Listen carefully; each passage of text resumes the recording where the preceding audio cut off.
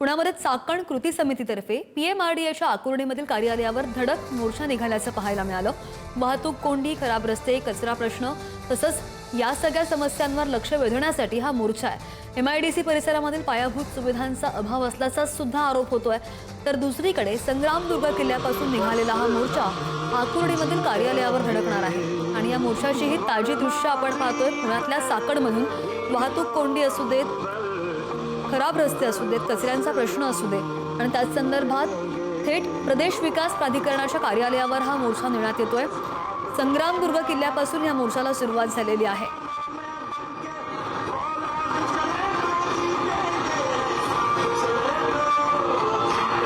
पुण्यातल्या वाहतुकीचा प्रश्न कायमचा असताना अनेक प्रलंबित समस्यांसंदर्भात प्रदेश विकास प्राधिकरणाच्या कार्यालयावर हा मोर्चा थेट निघालेला आहे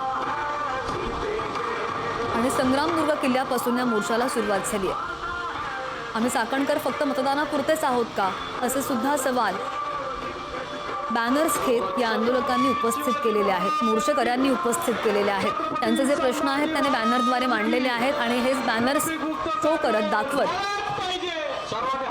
त्यांनी संग्रामदुर्ग किल्ल्यापासून या मोर्चाला सुरुवात केली आहे। शिवाजी महाराज की, छत्रपती संभाजी महाराज की, ट्रॅफिक मुक्त चाकण, ट्रॅफिक मुक्त चाकण। घोषणांचा पाऊस, मंजुरीचा चिखल, का नाही जनतेचा संयम घसरल, अशा आशयाचे बॅनर्स घेऊन हे मोर्चेकरी रस्त्यावर उतरलेले आहेत। चाकणमधल्या ज्या समस्या आहेत त्या समस्यांवरून हे नागरिक आक्रमक झालेले आहेत। वाहतूक कोंडीची समस्या असू दे, खराब रस्ते असू देत आणि त्याचीच ही लाईव्ह दृश्य आपण पाहतोय थेट चाकणमधून।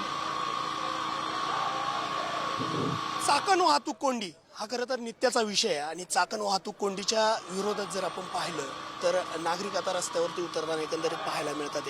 हे जे नागरिक आहेत ते चाकण या वाहतूक कोंडी आणि चाकणच्या समस्येविषयी खरं तर आज पीएमआरडीओवरती मोर्चा घेऊन जाणार आहेत। धडक हा संपूर्ण मोर्चा असणार आहेत। काय एकंदरीत आजच्या या संपूर्ण मोर्चाची पार्श्वभूमी असणार आहे, कशा पद्धतीने हा संपूर्ण मोर्चा पुढे जाईल? आपला जो चाकणचा रस्ता आहे, अनेक माता भगिनींचं कुंकू पुसण्याचं काम या चाकणमधील रस्त्याने केलेलं आहे।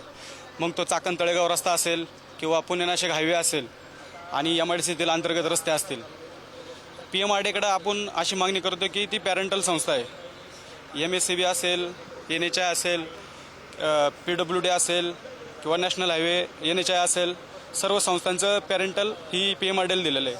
म्हणून आपण वारंवार त्या पीएमआरडीकडे जाऊन निवेदन देत आहोत की आमचा रस्ता तुम्ही लवकर करा। खरं तर राज्यकर्त्यांची इच्छाशक्ती दिसत नाही आहे, नाहीतर कधीच चाकणचा रस्ता आला असता। आता काल पण भसे साहेब आहेत पीएमआरडीचे, त्यांनी पण कालच आपल्याला एक लॉलीपॉप दिला। बरेच मोठे टेंडर आपल्याला दाखवलेत, सोशल मीडियावर टाकले की आंदोलन करू नका, आम्ही हे टेंडर केले, ह्याव केले, त्याव केले, परंतु काम कुठंच दिसत नाही ॲक्च्युअलमध्ये। चाकणच्या नागरिकांचं म्हणणं आहे की ॲक्च्युअल कामं दाखवा आम्हाला, हे कागद बिगद टेंडर आम्हाला कळत नाही। पूर्ण जगभराचं लक्ष या एमआयडीसीकडे आहे आणि त्यामुळे आपल्या राज्याचे मुख्यमंत्री आदरणीय देवेंद्रजी फडणवीस साहेब यांच्याशी या विषयासंदर्भात आपण पाठपुरावा केला असता साहेबांनी त्या ठिकाणी पीएमआरडीएला कोऑर्डिनेशन कमिटी म्हणून त्या ठिकाणी नेमण्यात आले, पण मला असं वाटतं काही टेक्निकल गोष्टींमुळे त्यामध्ये दिरंगाई होत आहे। कॅमेरामन निखिल सह तुषार जरेकर, पुढारी न्यूज, चाकण, पुणे।